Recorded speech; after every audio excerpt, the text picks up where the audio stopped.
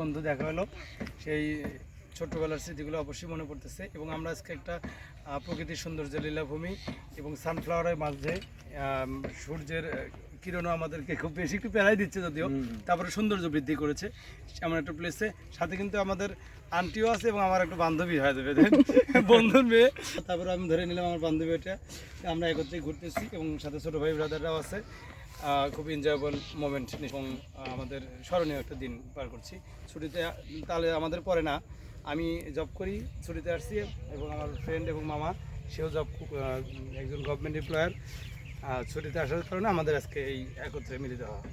আচ্ছা, এখানে এই গ্রামের মানে পারুলকান্দি একটা ছোট্ট গ্রাম, সিরাজগঞ্জের কাজীপুর উপজেলার সোনামুখী ইউনিয়নের একদম ধনুটের কোল ঘেঁষা একটা গ্রাম, ছোট্ট গ্রাম, অনেক ফার্টাইল একটা গ্রাম।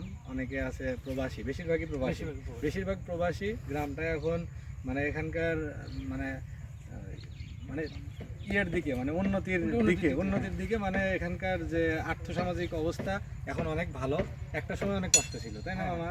কিন্তু প্রবাসী হওয়ার কারণে এখন এই গ্রামের প্রায় মেজরিটি মনে হয় 80% প্রবাসী। গ্রামের এখন 140 জনের মতো প্রবাসী এবং অনেক চাকরিজীবী শিক্ষিত অনেকেই আছে। ইউরোপেও আছে, আমাদের ইতালিতে আছে, লন্ডনে আছে, স্পেনে আছে এবং কুয়েতে, কাতারে, সৌদি আরবে আর মালয়েশিয়া তো আমাদের সেকেন্ড বেশি মনে হয় পারুলকান্দি।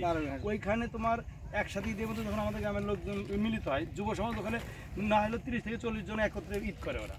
ওদের কাছে মনে হয় যে ওটাও পারুলকান্দি। এটা কিন্তু খুব একটা মানে মানে উল্লেখযোগ্য একটা বিষয়, কারণ ছোট্ট একটা গ্রাম কিন্তু এই গ্রামের মানে বেশিরভাগ মানুষই মানে প্রতি ঘরেই একজন কি দুইজন মেম্বার বাইরে থাকে, দেশের বাইরে থাকে। এবং এই গ্রামের বর্তমানে নতুন আরেকটা সংযোজন হলো, সেটা হচ্ছে এই যে সানফ্লাওয়ার গার্ডেন বা এগ্রো ফার্ম একটা। সেই এগ্রো ফার্মে এখানে মনে হয় এনাদের একটা খুব বড় প্রজেক্ট, মানে সূর্যমুখী বাগানও থাকবে, সাথে বিভিন্ন সবজি বা ডেয়ারি ফার্ম থাকবে, অনেক কিছু থাকবে। তো অচিরেই এই গ্রামটা অনেক বেশি আলোচিত হবে বা ভাইরাল হওয়ার মানে ট্রেন্ডিং একটা কন্ডিশনে আছে, কারণ সবাই এখন এখানে আসবে বা ভিডিও করবে, উঠবে।